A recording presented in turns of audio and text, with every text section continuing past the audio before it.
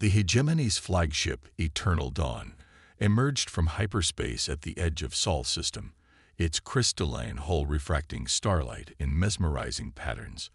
Supreme Commander Vextera stood on the bridge, her iridescent scales shifting from deep purple to midnight blue as she observed the supposedly primitive world before her, Earth, a planet that had only recently achieved faster-than-light travel, or so the Hegemony's intelligence suggested. Fascinating how they've managed interplanetary colonization with such rudimentary technology, she mused, multiple eyes focusing on the holographic display showing Earth's orbital infrastructure.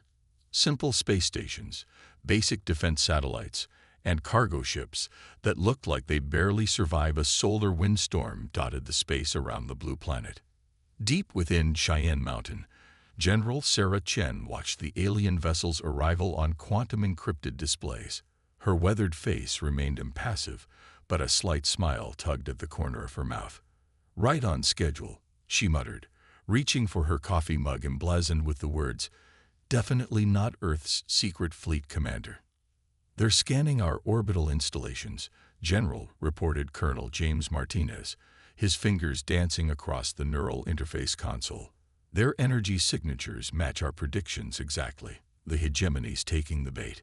For 30 years, humanity had prepared for this moment. Ever since their first detection of alien signals, Earth's nations had united under a single secret directive, Project Shadowcast.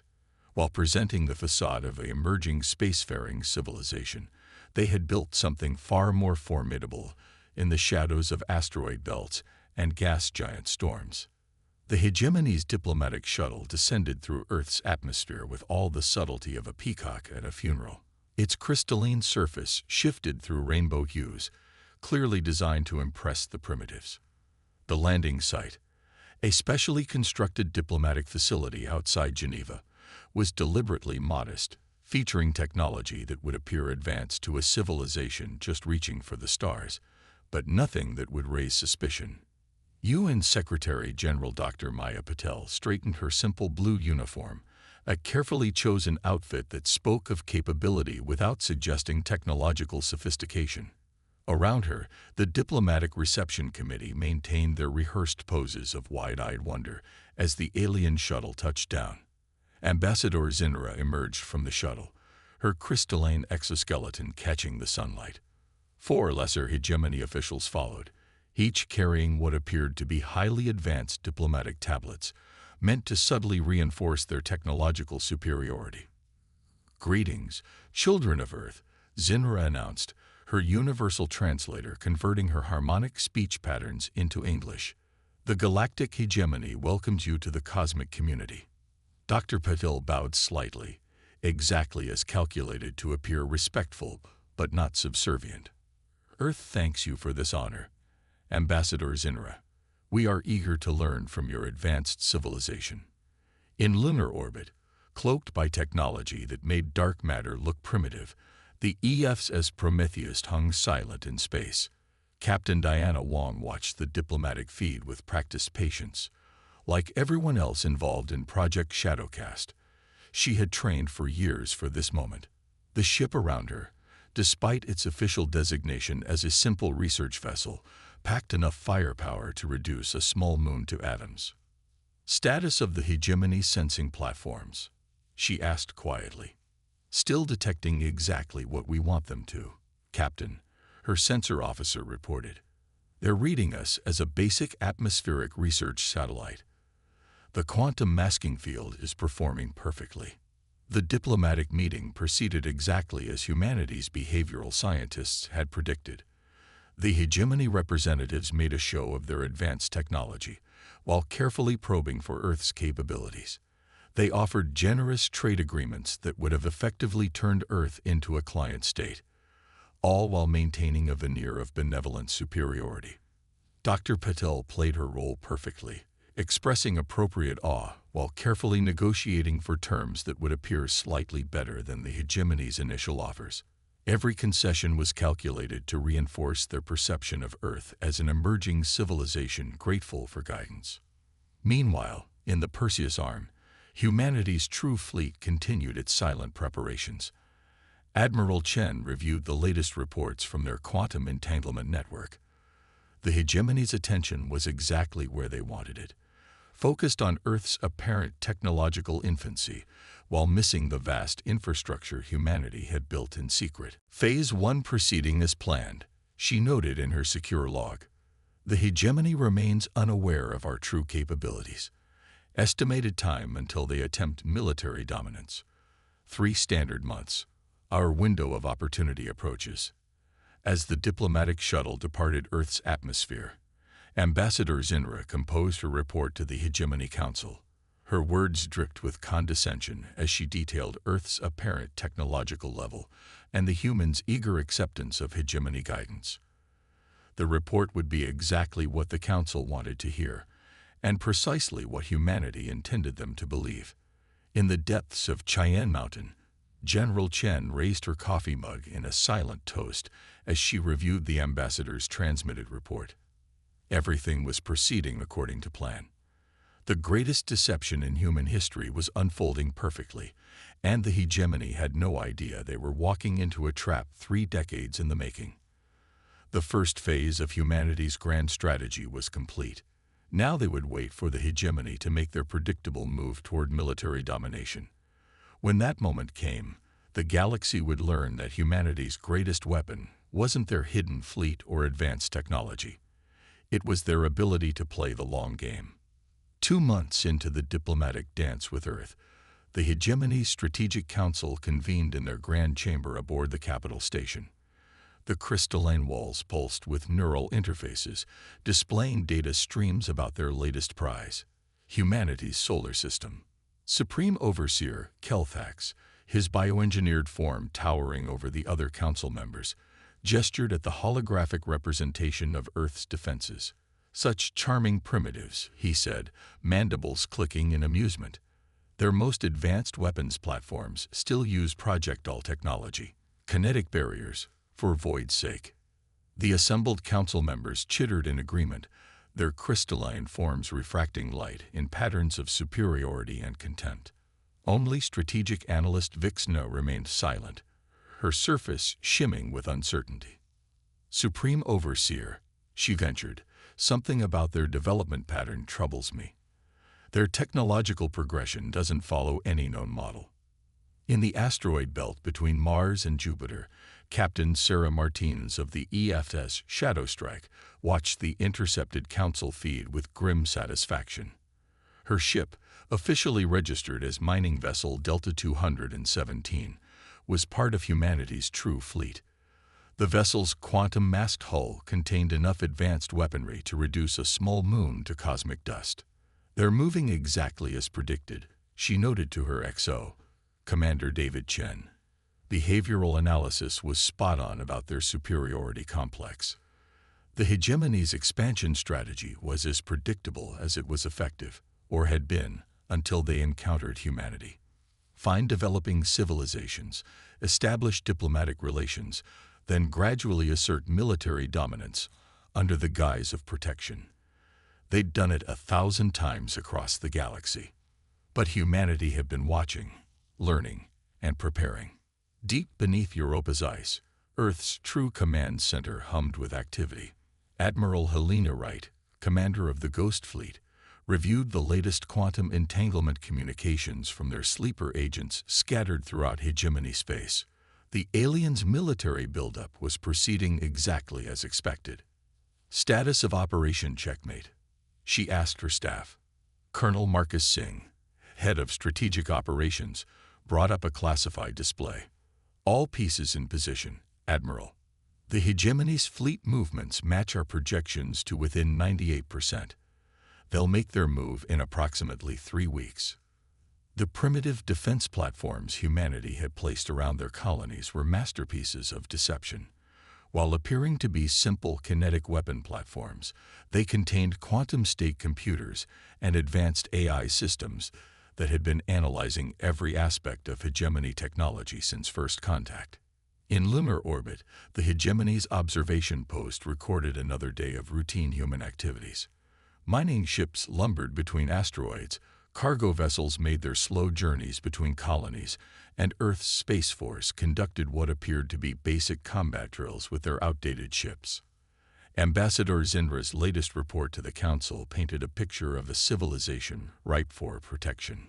Her words dripped with carefully crafted concern about the threats that such a young species might face in the dangerous galaxy, threats that, coincidentally, only the hegemony could defend against. What the hegemony didn't know was that those simple mining ships were actually advanced warships in disguise. Each cargo vessel contained enough quantum weaponry to disable a capital ship.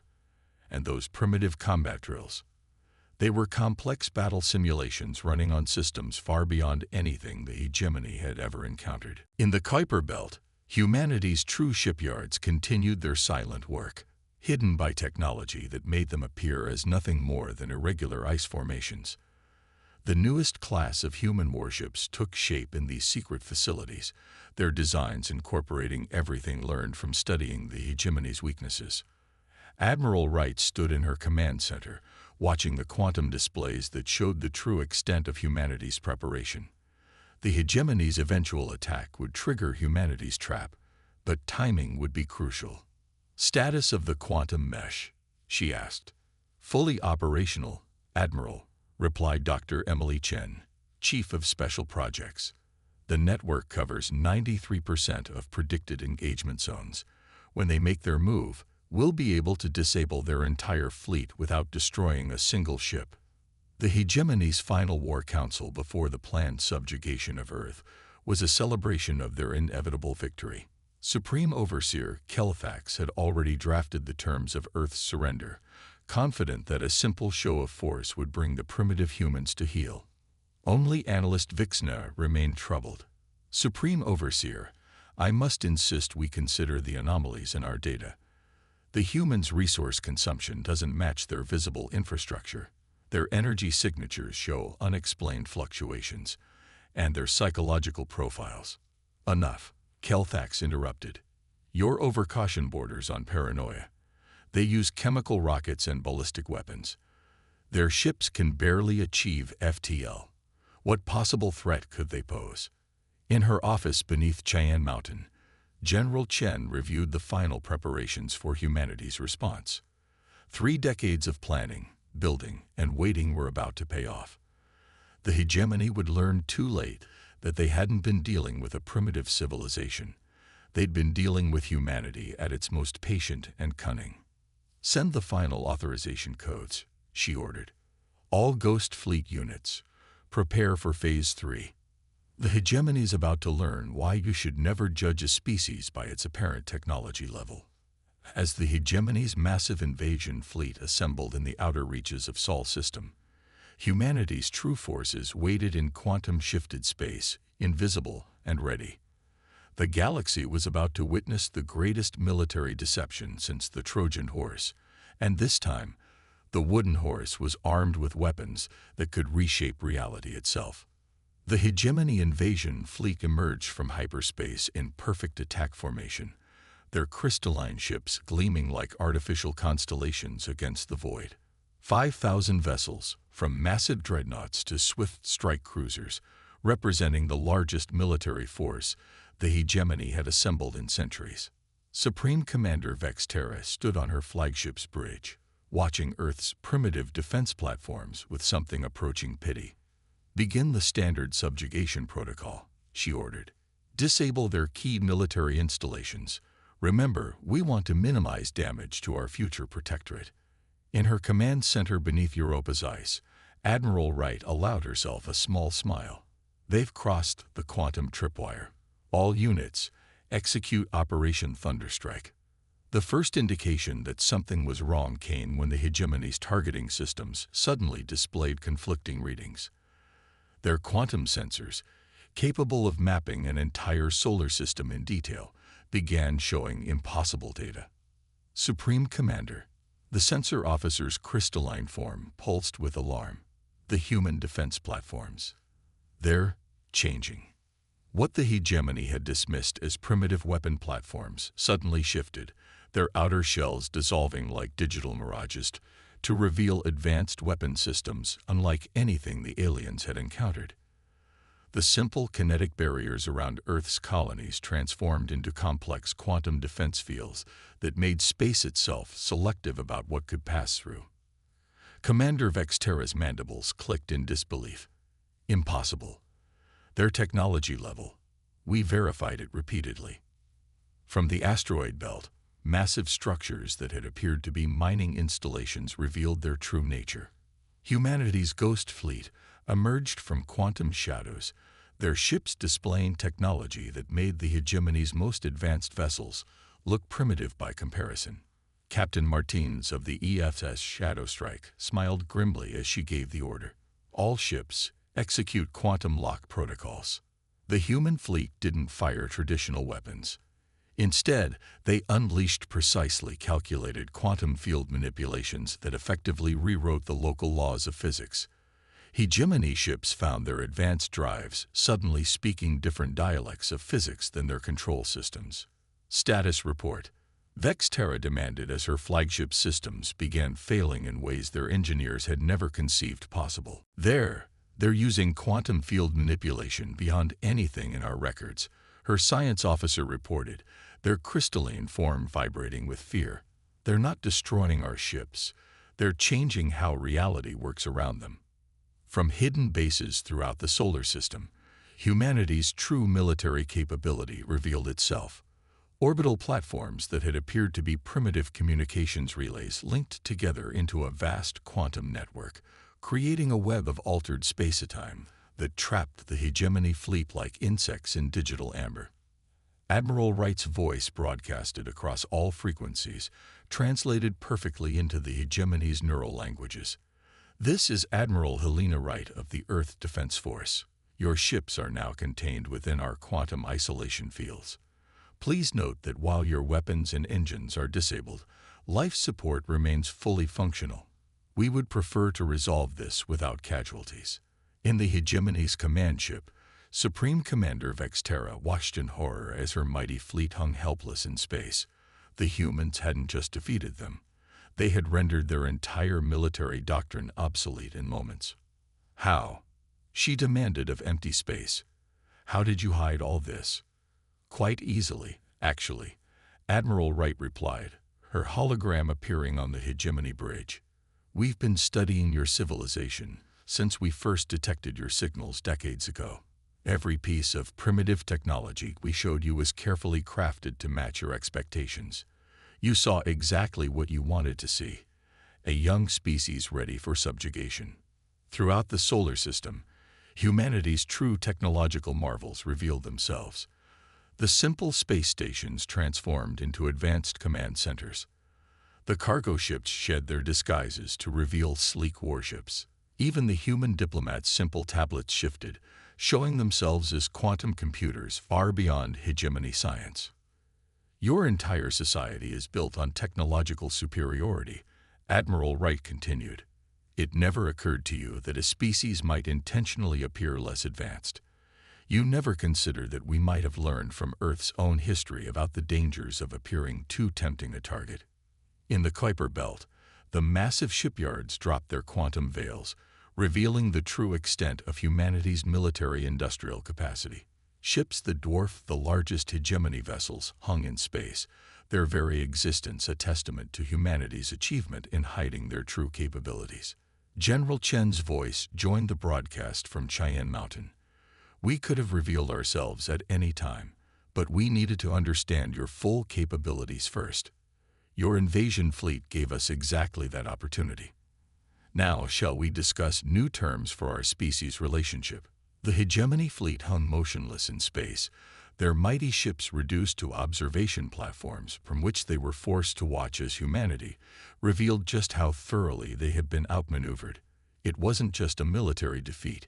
It was the complete dismantling of everything that hegemony thought they knew about technological progression and species development.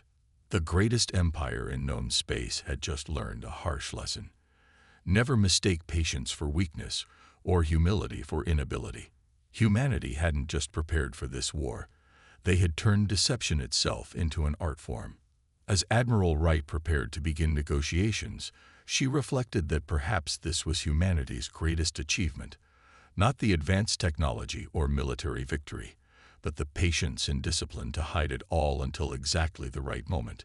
The galaxy would never be the same, and neither would humanity's place in it. The Hegemony Council chamber had lost its usual luster. The crystalline walls, normally pulsing with confident displays of power and authority, now reflected the dim uncertainty of a civilization facing an existential crisis. Supreme Overseer Kelthax, his once proud form now noticeably diminished, faced the assembled council members who demanded explanations. 3 centuries of unchallenged dominance, Councillor Merrick stated, her crystalline form dark with rage. 3 centuries of carefully cultivated superiority, undone in a single day by a species we dismissed as primitives. The quantum displays showed the ongoing situation in the Sol system. The mighty Hegemony invasion fleet remained suspended in humanity's quantum fields, their advanced technology rendered as useful as decorative sculptures. But it was the other images that truly haunted the Council, recordings of humanity's true technological capabilities being revealed across the galaxy. In diplomatic chambers across known space, human ambassadors were now demonstrating technologies that made the Hegemony's most advanced achievements look like children's toys. The quantum communication network that humanity had hidden beneath seemingly primitive relay stations now connected every human colony instantaneously, regardless of distance. The humans request our presence at a diplomatic summit, announced first speaker Rintel, their voice carrying the weight of unprecedented humiliation. They propose a restructuring of galactic governance. On Earth, in the newly revealed Global Command Center beneath the Pacific Ocean, General Chen met with the Joint Chiefs of Earth's combined military forces. The holograms of fleet commanders from across human space filled the quantum-engineered chamber. The Hegemony's response is proceeding exactly as our social modeling predicted, reported Dr. Emily Chen, now revealed as the head of Earth's Xenopolitical Analysis Division. Their entire social structure was built on technological supremacy. Without that, they're facing a cascade of internal crises. Admiral Wright's hologram nodded. And the other species under Hegemony control, already reaching out through our sleeper networks, General Chen replied. Turns out we weren't the only ones playing a long game. The Arcturus Collective and the Proxima Federation have maintained their own hidden capabilities. They were just waiting for someone to break the Hegemony's grip first. In the Centauri system, humanity's true diplomatic corps made their first official appearance. Gone were the carefully crafted masks of primitive wonder.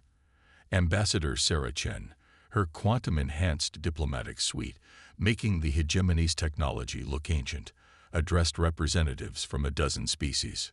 For too long, the galaxy has operated under the assumption that technological advancement must follow a single path, she declared. The Hegemony enforced this view because it served their narrative of inevitable dominance. But look around you. How many of your species have hidden capabilities? How many have walked the same path as humanity, concealing your true potential while waiting for an opportunity? The response was immediate and overwhelming. Species after species revealed technologies and capabilities they had hidden from the Hegemony. The Proxima Federation unveiled quantum manipulation technologies that rivaled humanity's. The Arcturus Collective demonstrated biological engineering that defied conventional science. Back in the Hegemony Council chamber, the reports continued to pour in. Their perfectly ordered galaxy was transforming before their eyes. Analyst Fixna, her earlier warnings now vindicated, presented the final devastating assessment. We didn't just fail to detect human capabilities, she explained to the stunned council. We failed to understand a fundamental truth. Species under threat don't always fight back immediately. Sometimes they wait, watch, and prepare. We taught the galaxy that technological superiority meant automatic dominance, and in doing so, we created an entire civilization of hidden powers. In Earth's orbital space, now protected by defense systems that bent reality itself to humanity's will, Admiral Wright prepared for the upcoming Galactic Summit. The quantum displays showed dozens of species revealing their true capabilities, each demonstration further eroding the hegemony's power base. Perhaps our greatest achievement, she mused to her staff, wasn't developing this technology, but rather teaching humanity the patience to hide it. 3 decades of maintaining this deception. 3 decades of watching our children grow up pretending to be less than they were, all for this moment. The hegemony's invasion fleet hung in space as a monument to hubris, their crews now witnesses to the birth of a new galactic order. Humanity had not just defeated an invasion, they had orchestrated the complete restructuring of galactic civilization. As representatives from formerly subjugated species arrived for the summit, each revealing capabilities they had hidden for generations, it became clear that the galaxy's future would be very different from its past. The age of single-species dominance was over, replaced by something far more complex and interesting. A civilization where deception and patience were proven to be just as valuable as raw technological power. The hegemony's greatest mistake hadn't been attacking Earth. It had been creating a galaxy where hiding your true capabilities was the most logical path to survival. Now they would have to live in the new reality they had inadvertently created, where every seemingly primitive species might be concealing wonders beyond imagination. The new galactic concordat took shape in a space that perfectly symbolized the changing times, a vast quantum-engineered chamber that shifted between the architectural styles of all member species. Gone were the hegemony's crystalline displays of power, replaced by something far more profound, genuine cooperation among equals. Admiral Wright stood before the assembled representatives of 50 species, her uniform now bearing the insignia of the newly formed Galactic Defense Council. The holographic displays around her showed not just the known galaxy, but the true extent of each species' hidden developments over the centuries. "The age of deception is over," she declared, her words translated simultaneously into dozens of languages by technology that had been hidden for generations. But the lessons we've learned from it will shape our future. Every species here developed not just technology, but patience, strategy, and understanding. The hegemony representatives sat quietly in their designated section, their once dominant position now just one voice among many. Supreme Overseer Kelthax had been replaced by Analyst Vixna, whose warnings had earned her new respect among her people. "Our greatest mistake," Vixna addressed the assembly, was believing that technological advancement followed a single path. We created a galaxy of shadows, where true innovation had to hide to survive. Let us not repeat this error. In Earth's orbital space, the last of the hegemony's invasion fleet was being released from quantum containment. The ships, now escorted by vessels from multiple species, represented the old order's final retreat. But they carried with them something new. Knowledge of how thoroughly their worldview had been upended.